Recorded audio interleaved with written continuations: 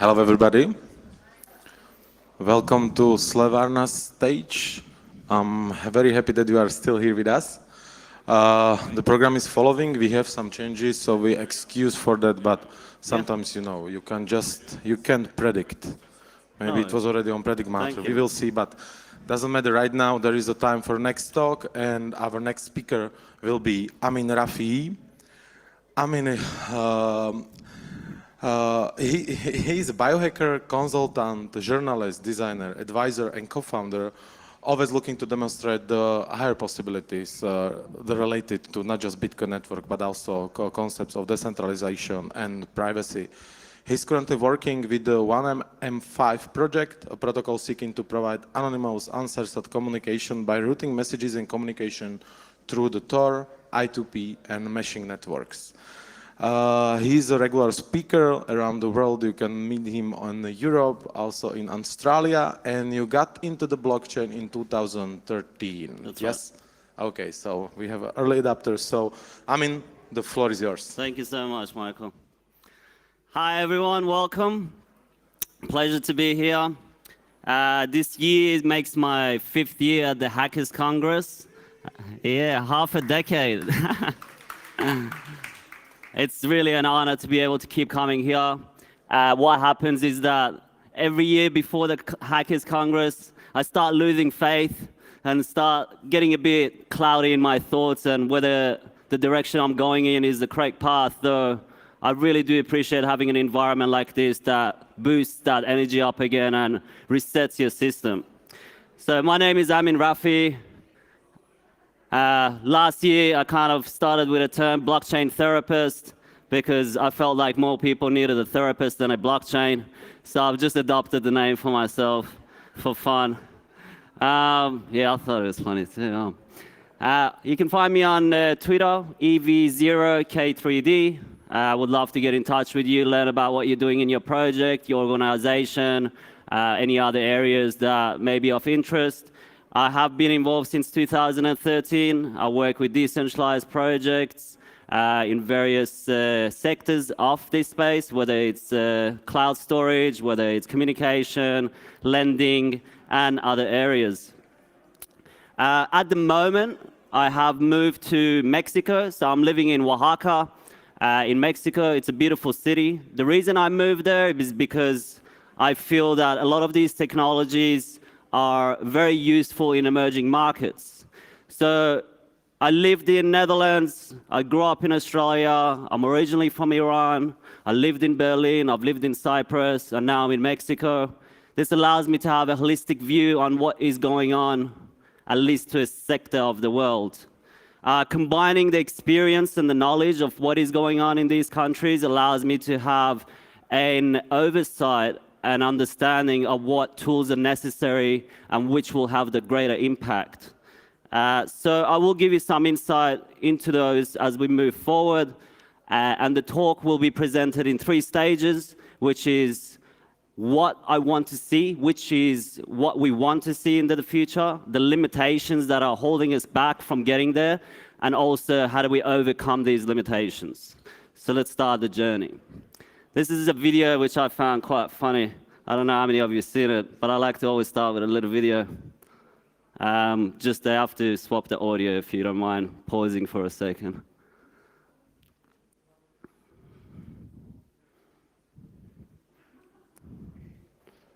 Do you mind dimming the light?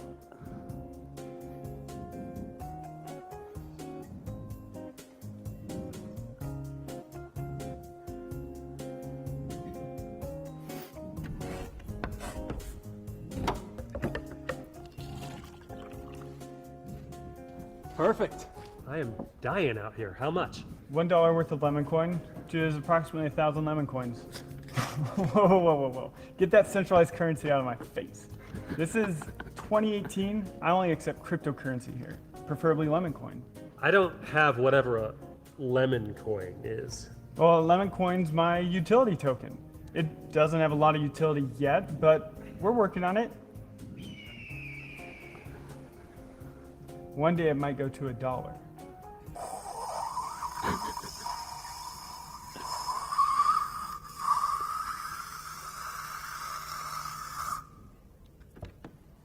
Cool. I don't have lemon coin.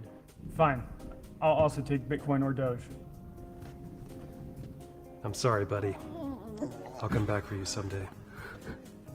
What? You'd need like 200 of those. How much is one Doge even worth? One Doge always equals one Doge. Okay, fine. How do I get lemon coin? Why is this so difficult? I can sense your frustration. Think about it. It's the future of business. A trustless system without third parties. So to get lemon coin, I just need you to create an account on this third-party exchange. I'm going to need your passport, bank info, social security number, and a selfie with today's date. I thought you said this was a trustless system. It is as soon as the exchange trusts you. You could trust us. We are the #1 crypto exchange in all of Krashimia.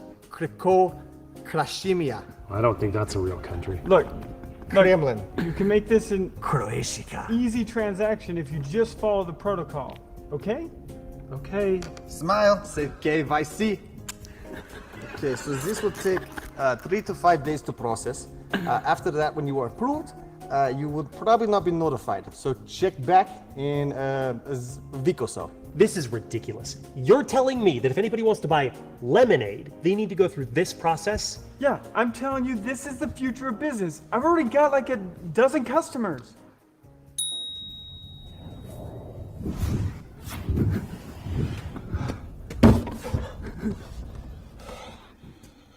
Lemonade. Please. Congratulations. Your account is verified, funds deposited. You have a private key. The key number is 0x225D998569. That's my favorite number. We can move on. C47D192999A. Now, if you forget this private code, do not... Anyway.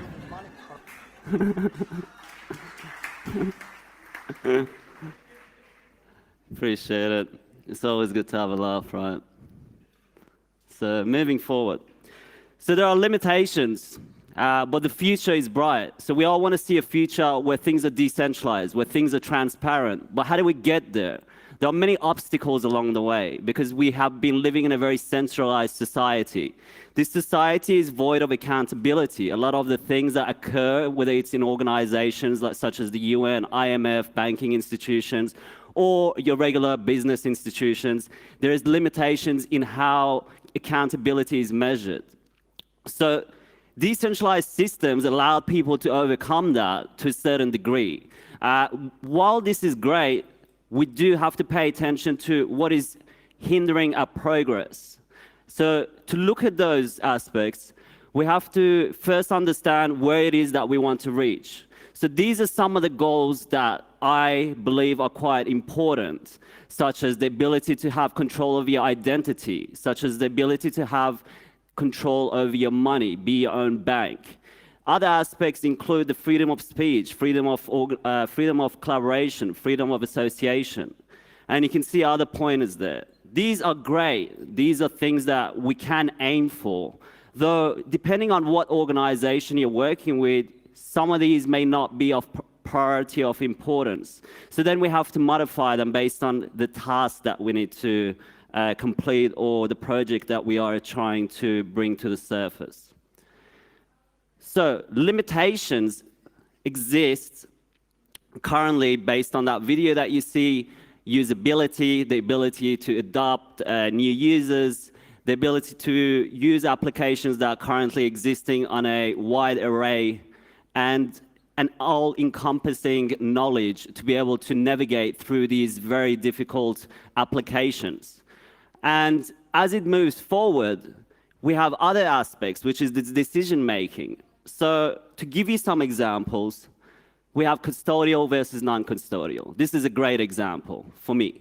Most people nowadays, when they say, well, let's buy cryptocurrencies, it's no longer the era where we go and purchase them from people. Those times have changed. I've been around since 2013, some of you longer, some of you shorter. The history has changed. We have gone from a point where we used to purchase cryptocurrencies peer-to-peer through IRC, through chat groups. This is how I did it. And times changed to now average user will go to Coinbase and these very centralized organizations. Whether this is the wrong way to go about it or not is a personal decision. For me, it's not the way I like to do it, though there are risks and benefits with each choice, with each avenue that you travel down. So I'll give you some examples. So I was working with a project and I was requested to review the white paper from a technical aspect, reviewing how blockchain is implemented within this project. Funnily enough, all aspects of it was quite sound, though the blockchain aspect, in specific Ethereum blockchain, was implemented in a way that I would be worried that the project did not have a sound understanding of how these things work. So there is limitation in knowledge. There was a Deloitte, for example, research that indicated many people thought they knew how a blockchain works, how these systems work. And the more people pretend to know, the more damage it causes to the entire ecosystem. And then we have to pay the price for it. So a very common thing that I get asked is like, oh, Bitcoin is not safe. Many people have lost money. And I have to reassure people that it is not Bitcoin which is unsafe. It is the users that have built services on top of Bitcoin and other cryptocurrencies. So for example, in Japan, which was one of the highest rated in percentage-wise of Bitcoin in 2017, I believe. And then it went something from like 40 or 50% of all Bitcoin purchases were done in Japanese yen to currently about 6 to 7%. That's a huge difference. So when we say volatility, we also have to take into account all these events that have occurred that have allowed individuals to have the notion that there is something wrong with it, and they are right in their way. Though again, it's not the network. The network has been operating flawlessly. So these services, for example, in Japan, an exchange got hacked. NEM tokens, $500 million worth, were hacked. They were warned previous to this that there's a security issue with the way that their exchange had been set up, though they didn't take into consideration that warning. And as a result, $500 million were stolen. And imagine how many people were impacted by that. Imagine how many individuals walked away going, well, this technology sucks. $500 million is a significant amount of money. So in turn, we have a responsibility to ensure that the systems that we design are tested thoroughly. Many people are eager to introduce their projects or their applications to the market without doing their due diligence and making sure that it's void of errors, or at least doing a group testing to overcome this. So there's very simple methods that you can use to overcome these kind of issues. Other aspects is wallets. So for example, in Mexico, I wanted to get a store to accept Bitcoin, cryptocurrencies and such. And I went through a list of wallets. I went through about 5 or 6. Some were closed source, though they worked quite well. I'm not a supporter of closed source software unless it really works really well, like Photoshop, for example. I don't have an open source alternative which can match the functionality that Photoshop at Adobe Illustrator provide.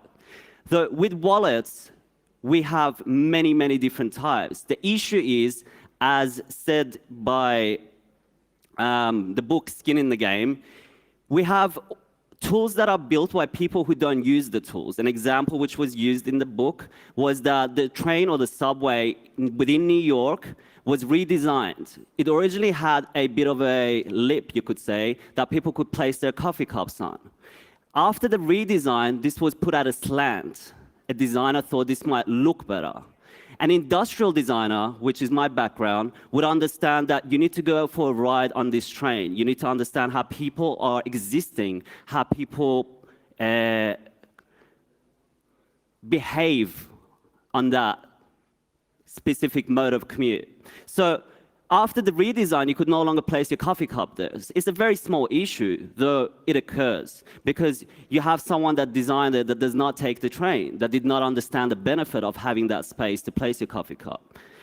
With the wallets, the same thing occurred. So when I asked the store owner to accept it, it's like, which wallet? So I had to go through it. I had to test them. As an end user and as a designer, I go through it and go, all right, there's limitations within some. Some, for example, if the store owner requests 20 pesos, I send that amount. There's no message, something very simple like, oh, this amount has been received, which the store owner can then feel good about. These are new users. They are afraid. And if there's no message, they can be like, well, what happened now? And saying, oh, well, go to balance. Oh, I know it's grayed out right now and the amount doesn't show, but if you wait like 45 minutes and then check it again, it's going to be great.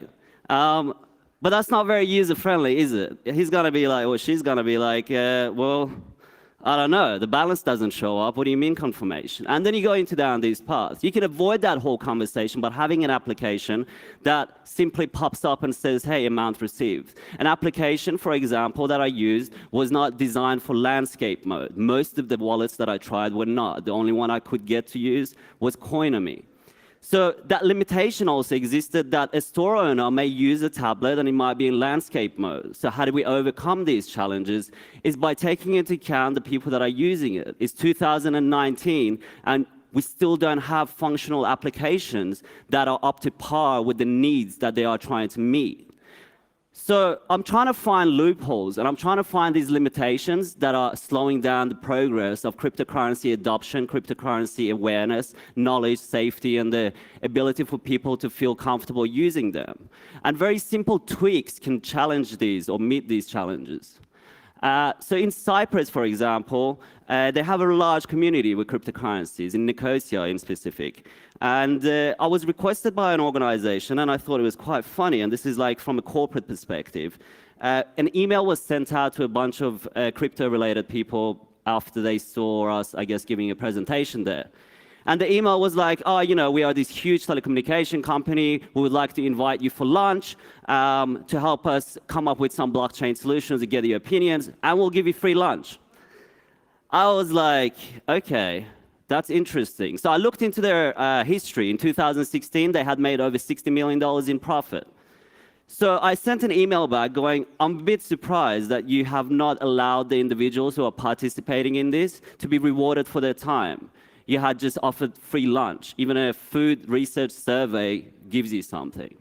So that gap again needs to be filled where individuals are rewarded for their knowledge. And I found it quite insulting, to say the least. Mexico. So in Mexico, a lot of card payments are done through a third party, and they collect 4% on every transaction. So this, again, is an opportunity for you to bring up cryptocurrencies. But it needs to be done in the whole process. So for example, in a city called San Cristobal, an individual had come to the store and said, can you please accept Dash? And after some conversation, the store owner agreed. Though he had just shown him how to download the wallet, no other process in place. By the time I got to him and saw it, it was worth 1/10 of what it was originally. It was a very small amount, though it leaves a bad impression on the end user or the store owner, because the person was just fanatic about it, accept Dash, but okay, what about the rest of the process? So when I went to him, I said, here's an exchange called Bitso. Bitso is a large exchange in Mexico. It allows you to deposit Bitcoin and then transfer it to your bank account using SEPA. And after I showed him, he was very excited because I kept coming back and paying for things with Bitcoin. And he could just transfer it straight away to his bank account. He was so excited to be able to do the whole process. And those are the kind of very small things that we can do to overcome such challenges. Just being aware that the end user may not just want to use it to save. That for them, it's a form of currency. That for them, they need to put it into their bank account so they can pay for things. Very simple things. So the damage of not knowing and the damage of not taking your time to understand the ecosystem is quite profound in many ways. And these little bits and pieces can add up to lead to a place where we are no longer aware, and there's a lot of issues and bad negative thoughts towards cryptocurrencies.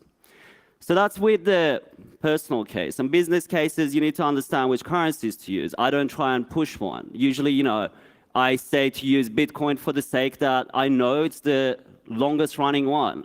I wouldn't suggest another one unless I felt very comfortable. Or that you let the store owner know of other options and let them decide on top of that. Moving forward. Other limitations exist within software. So there's software which is open source or the software which is closed source. And this is a very important part of this ecosystem. And if you look at it, the main difference is either you control the software or the software controls you. And that's a very simple way to put it. Cryptology is using a method of persuasive methods within technology. So these are the way that a closed source application such as Facebook, such as Instagram, such as Twitter get paid. If something is free, it comes out of somewhere. So I would much rather, as a user, pay for an application, knowing that it's not tracking me, knowing that I have some sort of a control, rather than to use something that's free, which is taking all my data and selling it to third parties that I have no control over.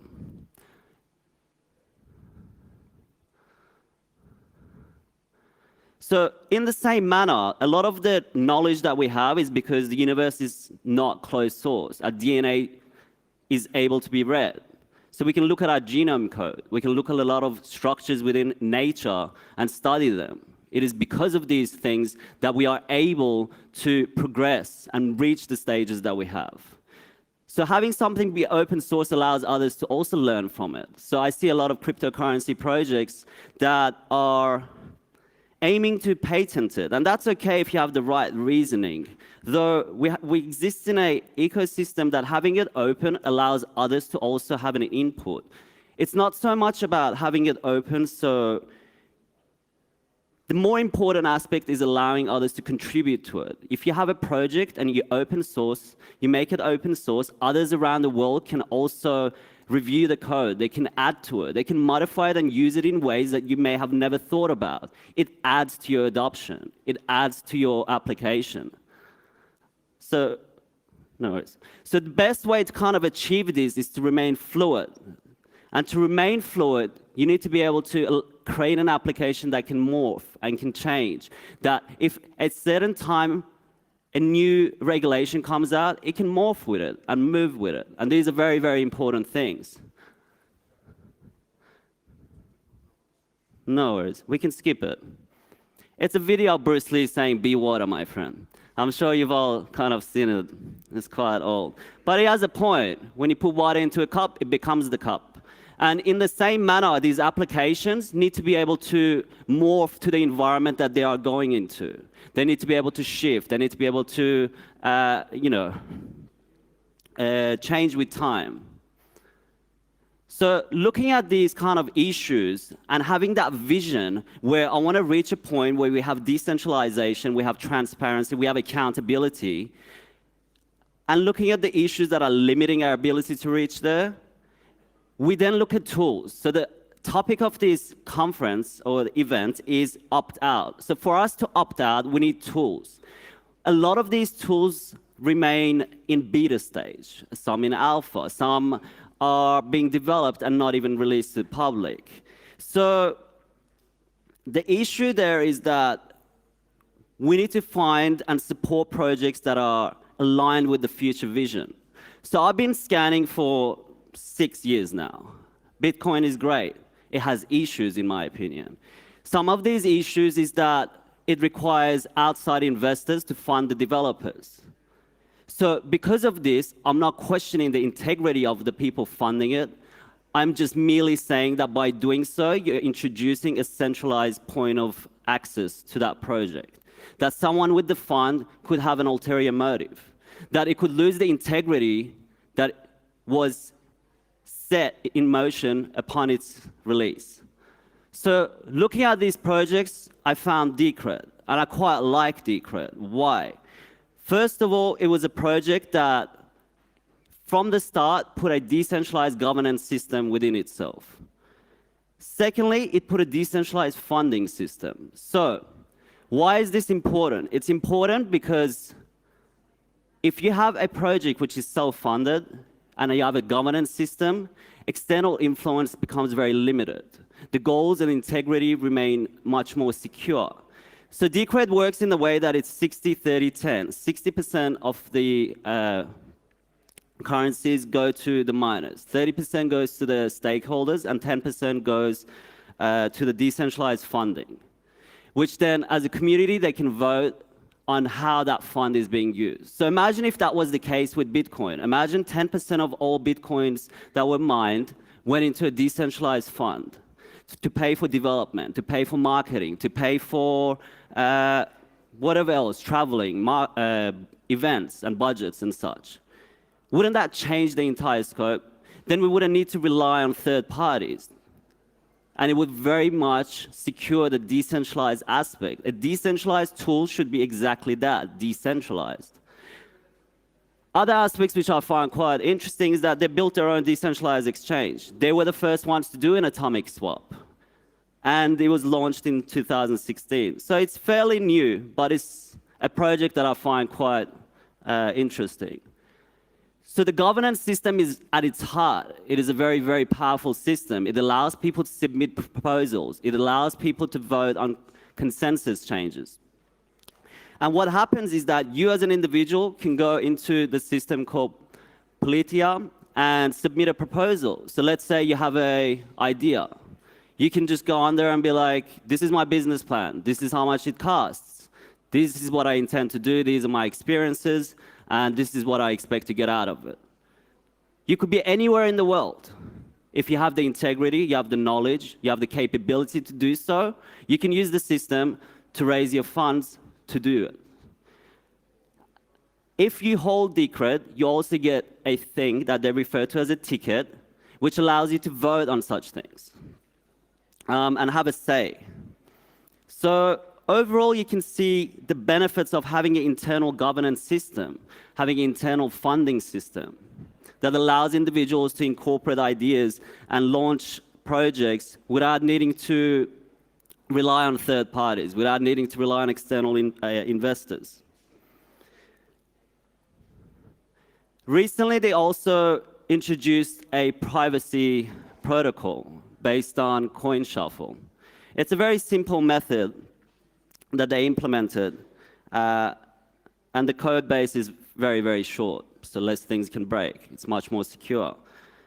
It allows people that buy the tickets, so right now you need about, I think, 120, it averages between 120 or 130 Decreds that you need to have a ticket. And by having a ticket, you're rewarded, so after you submit your opinion or vote on the matter, or even handle it through a pool, you get your amount back and you get a bit on top of it. At the same time, with this privacy method, those who purchase tickets can remain anonymous. Because imagine as a stakeholder, you get tracked down. Opinions can then be manipulated. So allowing people to purchase tickets in a way that keeps them private introduces another level of integrity to the decentralized governance and funding system. And you must protect that.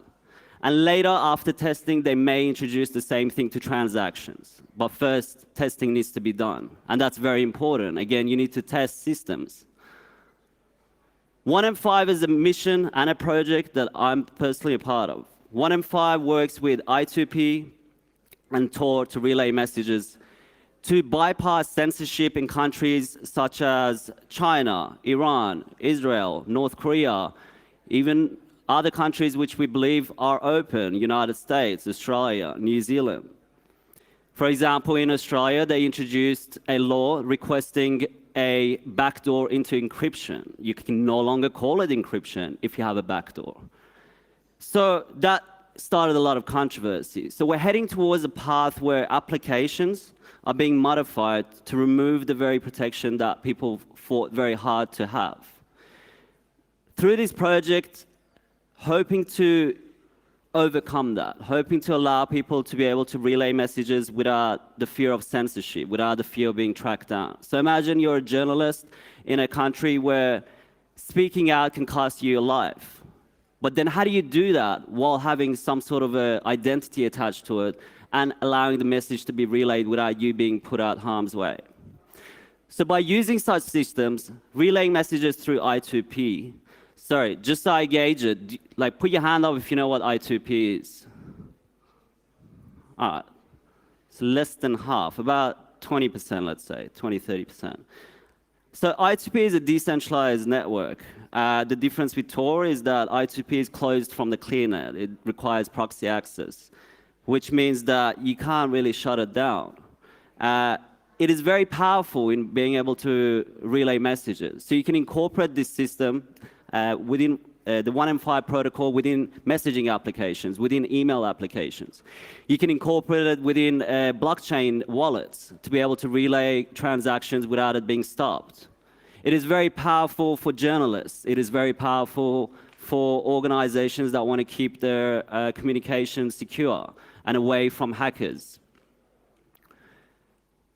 This is how it could be used in a messaging application. The beautiful thing about this is that if you look at the Hong Kong protest that recently occurred, Telegram servers were DDoSed and they were shut down. That was the main method of communication. Because we have centralization, it means that organizations can get shut down, and whether that means through force of government or it means through force of DDoSing, these issues occur, which means people cannot communicate, they can't organize. So allowing messages to be relayed in a way that bypasses normal centralized servers is very, very important. Telegram was a good step forward from applications like WhatsApp and Facebook Messenger, but we need better tools. We need tools that allow individuals to communicate without fear of these applications being shut down, especially in countries like China where Tor servers are almost all blocked. So having a way to go around that is quite important. It is being incorporated within a project called Encrypt. Encrypt is out of Harvard Business School. It aims to produce this as a way for journalists, organizations to relay messages and store files and other sort of information in a secure way.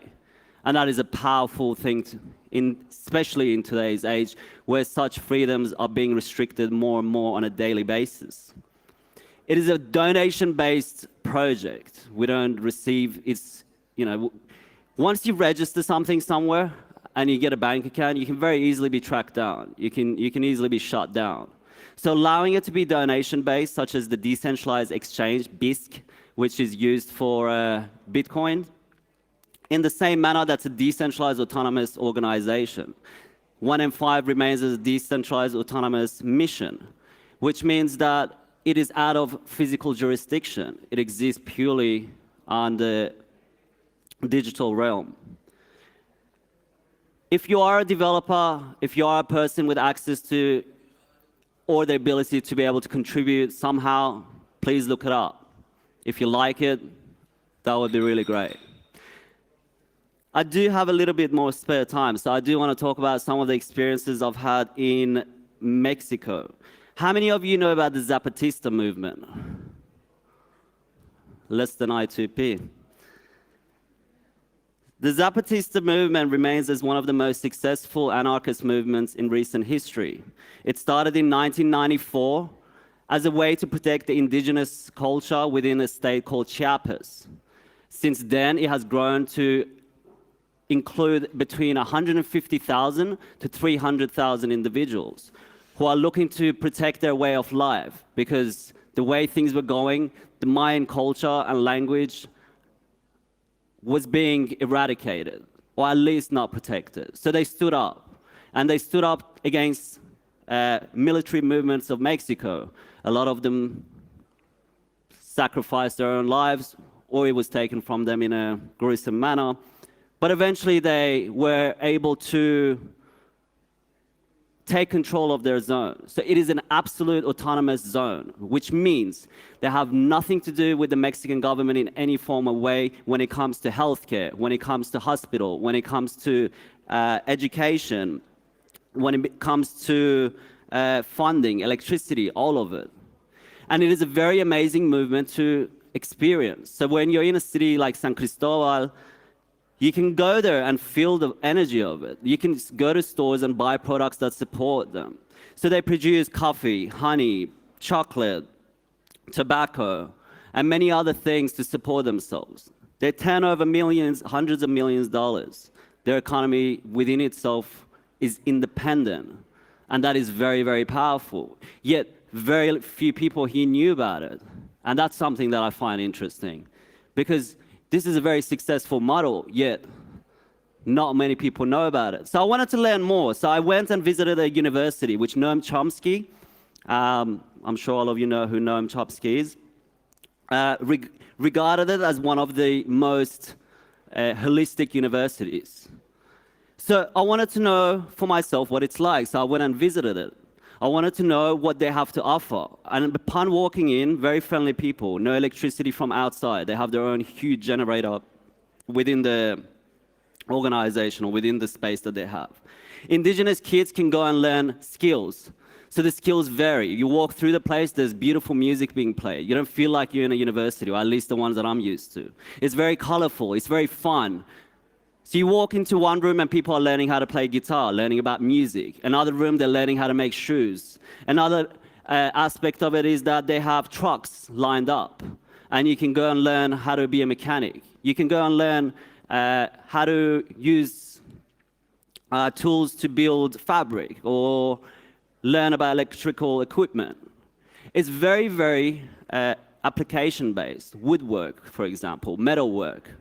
It was very eye-opening for me. Imagine all these individuals go out, they can always feed themselves somehow, right? You're given the tools to be able to enter labor work on one form or another. That is very, very valuable. Imagine you come from a place where you don't even speak Spanish. Some of them don't even speak Spanish. I found it really interesting that there was areas where people would be speaking, and I'm like, that's not Spanish. What language is that? And they would be speaking Mayan. So this caters to that group of people. It allows them to continue existing in their own traditional way without having to adopt a language or a way of life that was forced on them. It allows them to preserve those aspects that are very important for them. This is the guy in San Cristobal that I had a chat to and got him to accept Bitcoin, and I gave him a pin to cheer him up. He liked it. Yeah, and then he made this sign himself. I thought it was very sweet, but I thought to help him out, so I redesigned it for him to make it a bit more user-friendly. And it also allows people to donate without having to communicate with him. So that was an important aspect. So this wasn't so much for payment, because payments would be done through his phone. I put the QR codes there, so if someone is eating, they can just tip him without needing to communicate. And that was an extra benefit for me. So the Zapatista movement, being in Mexico, really opened my eyes to how these tools can work. So these systems, for example, with Decred, individuals in these countries can come up with ways that they can transform their monetary system.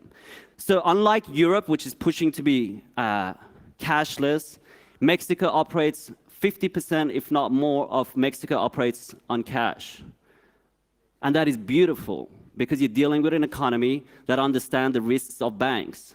It is the distrust that they have towards the financial system that pushes them to use cash and not put it in a banking institution. On the other aspects, due to poverty and low income, a lot of the individuals do not find it beneficial to put it in a bank account that takes fees that may be greater than what they have. So store of value is quite important. So there was a research done by a organization, and a friend of mine is a part of it, and they published it, and they saw that store of value was quite an important thing in such a region, as it should be anywhere in the world, really, because you are at the mercy of the financial system. And in 2008, we saw how that could jeopardize individuals' lives and ability to have control over their financial safety. So store of value is very important globally. Being able to have a system that allows you to take currency away from the normal financial central bank-backed systems is of great value. So showing individuals and educating them on such topics is of importance. Other things that I noticed is that in Mexico, because of these things, people are also very weary of new tools. So not only are they weary of the financial system, but also if you come up and say, well, here's a new system and it's decentralized. So I'll give you an example. I'll give you an example in relation to San Cristobal. I went and spent multiple hours speaking to this guy. I showed him the different ways on how you can accept cryptocurrency, the benefits for him, and how you can change it to cash. Afterwards, he said, well, what are you getting out of this? I go, that's the old mentality. I'm not getting anything out of this. I just spent 5 hours with you. I went and paid for the signs to be printed. I did all of this because I want to show you that there's another way. What I get out of it is the happiness to know that you are now an individual that has access to a system that was not designed by a central bank. And that was a very reflective moment for me, that we live in such a world where even in Netherlands, I had the same experience. The individual thought, well, you know, it's always the thought, what are you getting out of this? And I think decentralization and the culture that comes with such organizations, such as Paralini Police, such as crypto anarchists, such as individuals who are pushing to change the realm that we're kind of in, has brought about a new notion, which is community-based, which is the strength in numbers, which was the original motto of Bitcoin, right? Strength in numbers. And the more people we bring along and show how to overcome those limitations, the quicker we can reach that vision that I put up at the start. And by fixing and tweaking these things, whether it's in your project, by looking at how blockchain is being used, whether it's necessary, whether it's being applied in the right manner, and the data that is being collected. So that white paper, for example, mentioned nothing about the metadata being collected, about the individual's safety, and about the individual's obligation, the organization's obligation. It was the first time after 5 or 6 years of dealing with such projects that I entered another version of it, which was very centralized. I couldn't believe how much time I wasted dealing with an organization that was so centralized compared to all the other projects that I worked with, which things get done very quickly in a decentralized manner because you assign tasks and make sure that people get it done. And in a centralized manner, it's like you interview and then go speak to the CTO and then go speak to the CEO. And then they have to be like, oh, how do we know what you're saying is right? When an individual thinks they know what's going on, so a project, for example, I had many issues with because the founder had read 2 books on blockchain and he designed the system or thought that he could. And I don't mean to like put him down, that's great. You know, you felt comfortable and confident to do so. But that puts you at risk, your users at risk, the project at risk, and also the individuals. You have your obligation to make sure you assign that to someone that knows what they're doing. And that is the problem with both a startup or founder wanting to have control over it and being able to, in some ways, delegate that task to someone that knows it better. So those are some of my experiences. And I guess overall, I want us to work on these issues so we can reach the future vision. I want us to understand our obligation and responsibilities a bit better and be able to work with organizations to help them implement these within their projects and overcome whatever issues or limitations they have. So thank you for coming here. It's been a great honor to speak here for half a decade. And I just want to say that, it sounded cool. I've always loved coming to Paralini Police, and I hope to continue coming because it's one of the only places in the world, honestly, that I've been to that still portrays the true principles of what all of this meant to begin with. Thank you.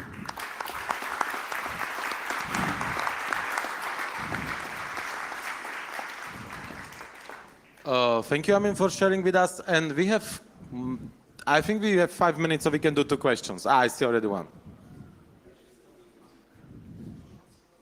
Sorry, guys. I just want to thank you for coming every year. It's my 3rd year here. It's your 3rd year here. Part of the reason why I come back is because of you. First year, I remember there were ice baths and microdosing and all kinds of different things. 2nd year was, you know, more open, and this 3rd year. What do you think the next few years will bring? And I'm not just talking crypto here. I'm talking just freedom and liberty. What do you think the next few years will bring? What are you going to talk about next year? Yeah. Yeah, the tough one. No, it's a good one. And a tough one. I guess at the moment, in relation to the previous years where I came, I had been exploring biohacking. So I had done a 7-day fast, for example, water fast. During that time, while I was away in Cyprus, I tried a 48-hour dry fast, so no food or water. That was interesting. On top of that, you know, I did the cold training, so sitting in a frozen lake. I live in Mexico now, so It's kind of hard, but I do my best. And I'm working with the rings. This sounds weird, but my aim for the next 3 or 4 months, I've been working on it for nearly a year, is to do the iron cross on the rings. It's just pushing my own boundaries. And by doing so, it allows me to have a greater scope on life itself. I'm very close to being able to do that. In terms of liberty, in terms of technology, it's changing. We all know it's changing. The culture has changed drastically. Many of the aspects of it is no longer representative of the original ideas. And that's okay. Things change, right? And we have to be able to be okay with it and move with it. So even for myself, I deal with a lot of hardship in that way, where I'm trying to figure out how to move with it.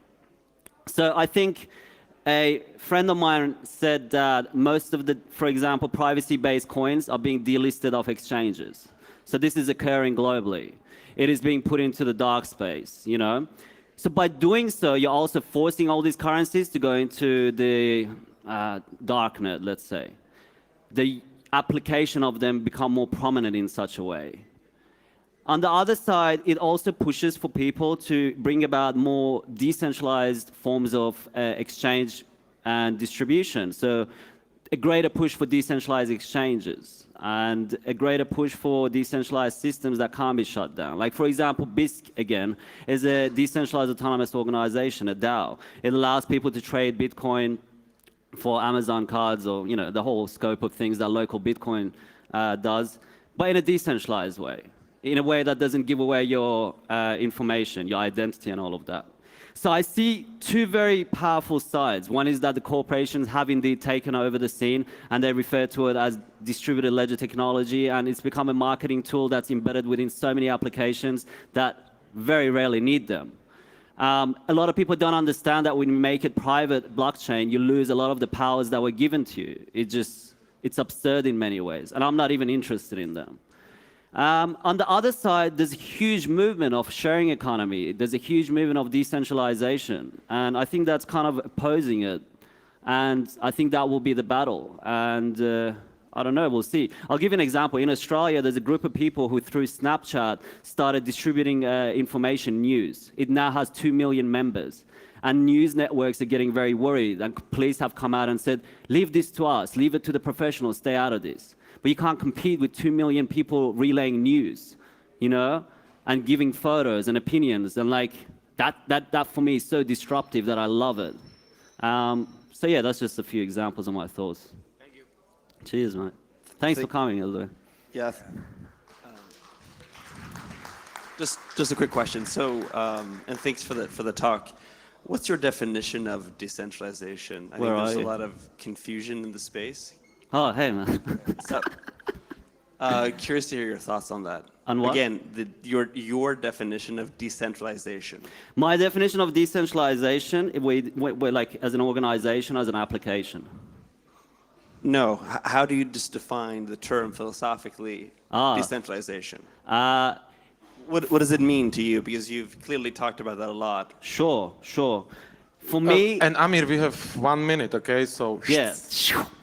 All right. For me, it's the ability to have people voice their opinions. It's the ability to have transparency in the way that, as an organization or application, decisions are made, how people collaborate, how individuals produce results. The best example I can give you is nature. Nature itself is decentralized. Your entire body is decentralized. The way your cells and everything else functions in your body is in a very decentralized way.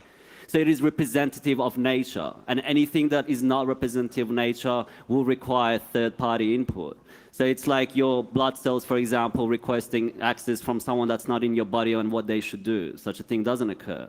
So for me, it's that autonomy, representation of nature is the best way I can put it. Thank you. Cheers, guys. Thank you. Thank you for your presentation. Thank you for staying with us. And definitely, if you want to find out more, catch him on a bar or somewhere around the place. Yep. And we will follow in 10 minutes. Josef Tetek will be the next presenter here.